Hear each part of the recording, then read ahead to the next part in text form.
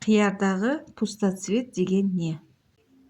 Орыс тіліндегі пустоцвет сөзі қиярға қатысты айтылғанда жеміс бермейтін гүл дегенді білдіреді.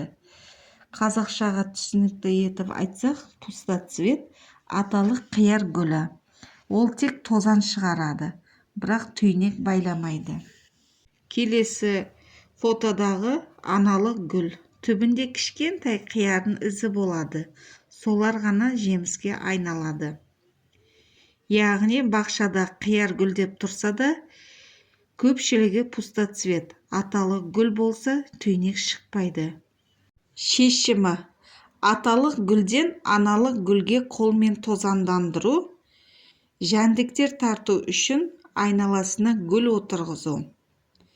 Тыңайтқышты дұрыс беру. Калий мен фосфор жеткілікті болу керек. Егер видео ұнаса, арнаға тіркеліп, лайк басыңыздар.